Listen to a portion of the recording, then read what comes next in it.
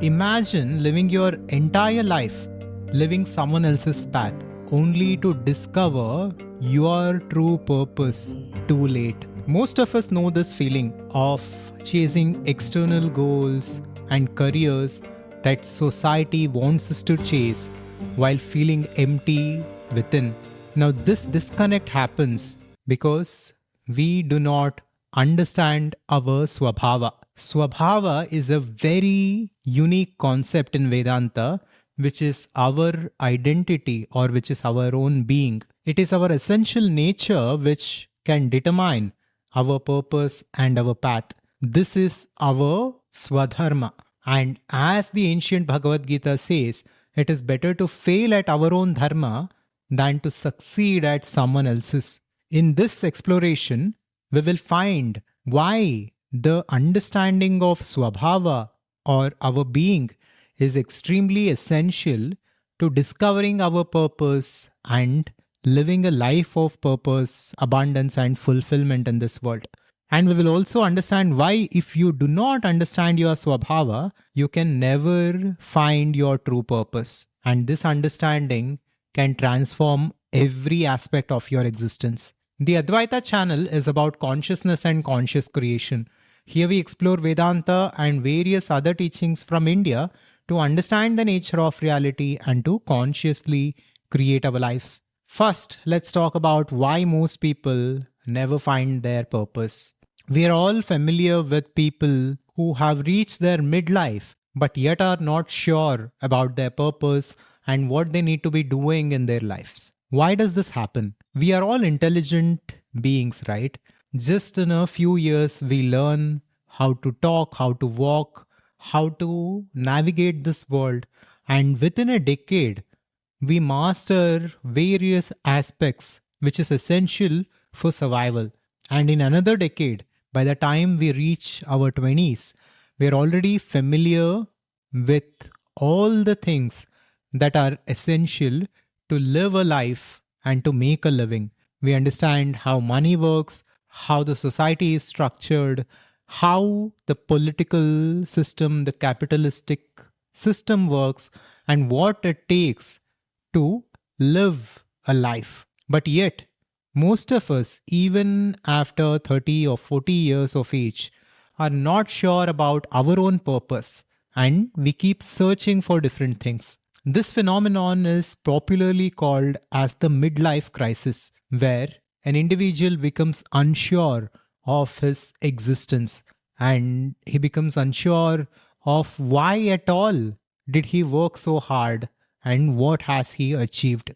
This creates a big sense of emptiness or a sense of lack in one's life. And if we do not understand our swabhava and why all of this happens, then living a life of fulfillment will only be a dream for us. In Bhagavad Gita, Sri Krishna says, beings act according to their own nature, their swabhava. What will restraint accomplish?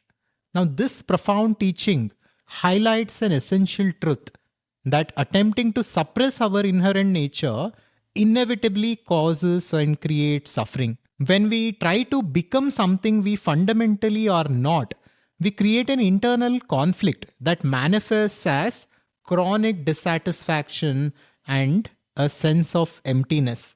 We might achieve external markers of success, the prestigious job, the beautiful home, the admiration of others, etc., yet still feel that something essential is missing. This disconnect occurs because we are living in opposition to our swabhava, our intrinsic nature that has been with us since birth. The modern society is structured in a very wrong way. It gives a high amount of importance to certain professions while degrading and demeaning certain others. A profession or a path should be chosen based on an individual's nature, not based on societal expectations. This is why Albert Einstein once said, every human being and every creature is intelligent, but if you judge a fish by its ability to climb a tree, then it will remain stupid and it will think that it is stupid throughout its life. This is what is happening with modern society and with this broken education system. We are all trained to do one thing, to be employees as different professionals, doctors, engineers, architects, etc. We are not taught to understand our own strengths, passions, and our own swabhava, our identity. Once we begin to discover who we are and align with that, everything can change for us. Here we need to understand that our being or our identity or our swabhava determines our doing, our actions, our behaviors, our thoughts, emotions, etc., which in turn leads to having of different things, life circumstances, etc. But most of society is focused on doing and having, and they ignore the being part, which is fundamental. Only if we understand our being, our identity, our personality, and only if we transform it, can we transform our having and doing. This is very critical to understand. Next, let us talk about Swadharma and Paradharma. Swadharma is your purpose. Paradharma is someone else's path or someone else's purpose. And like I said in the beginning, Shri Krishna says it is better to follow your own dharma, your own path, and fail than to follow someone else's path and succeed. This is a very profound statement because if you're following your own path, there is no failure at all because the path itself, the journey itself, will be filled with happiness and abundance. Whereas if we follow someone else's path, the journey itself will be stressful and unfulfilling. So, what is the point of doing things that do not fulfill us? What is the point of choosing a path that is unfulfilling? Swadharma simply represents the duties, the activities, and the things that naturally aligns with our deepest being or our inherent tendencies. When we understand our swadharma and when we act from our being, actions flow effortlessly and challenges seem like adventure, and we go through our life with ease. Think of Swadharma as your personal GPS, which guides you and which will take you to your desired goal without any stress or without any worries. While Paradharma is like someone else's map, which leads to another destination which you never wanted to reach. Paradharma represents duties alien to your essential nature, paths taken due to external pressures, societal validation, or material rewards, despite fundamental misalignment with who you truly are. While you might excel at these activities superficially, they create a sense of alienation internally. This misalignment creates vasana suppression, a condition where your inherent tendencies cannot freely express themselves. These vasanas are the underlying code that influences your thoughts, desires, and natural inclinations. Modern science confirms what Vedanta has spoken for thousands of years.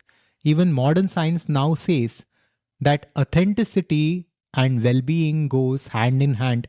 We must be authentic to ourselves, and when our being, our thoughts, our deeds and actions are in alignment, we experience true happiness. This points to a profound truth that success and perfection in the wrong direction causes more suffering than imperfection in the right direction.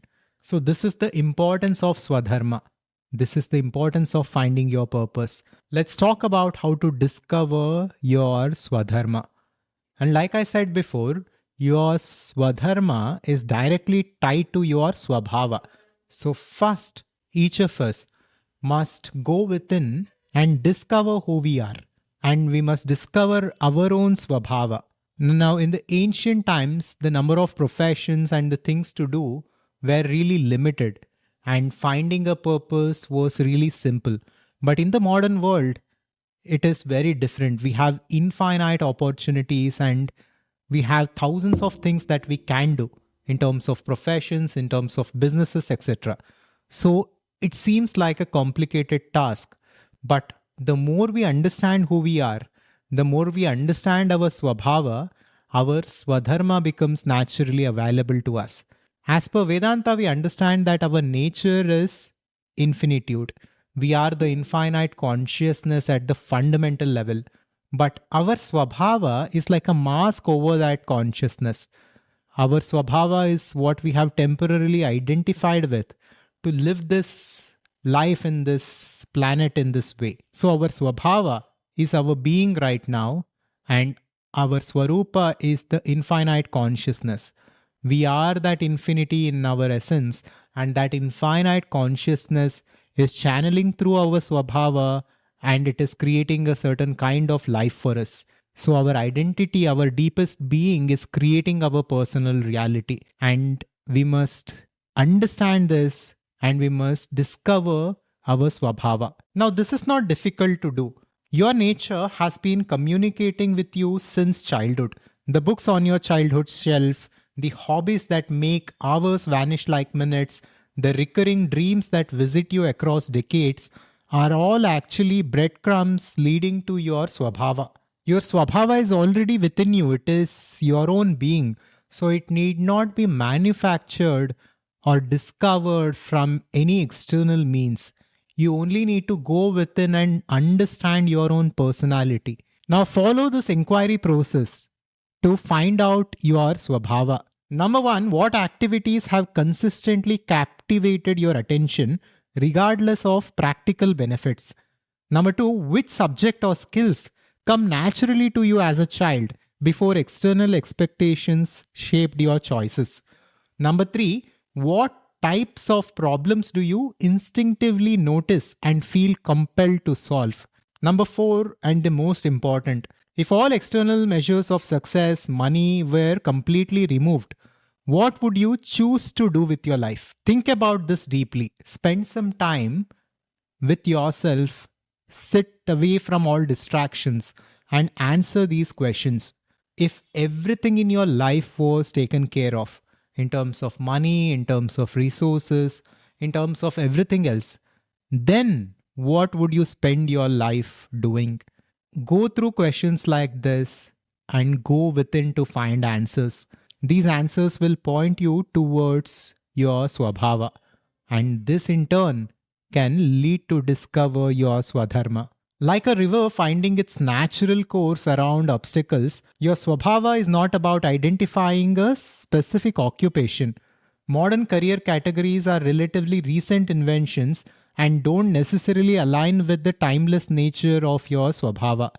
Instead, look for recurring themes and natural inclinations. Notice when you enter states of complete absorption, what psychologists call flow states, which directly correspond to what ancient texts recognized as the expressions of swabhava. Activities aligned with your swabhava will energize you, whereas the activities that are in opposition to your swabhava will deplete your energy.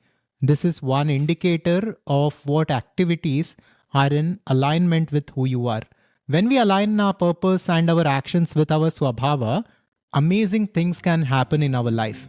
We will begin to experience more fulfillment, joy, abundance naturally. And the ancient wisdom of Vedanta reveals something very profound. Discovering your swabhava and aligning what you do with your swadharma can be a stepping stone towards mukti or moksha, which is the ultimate goal for human life.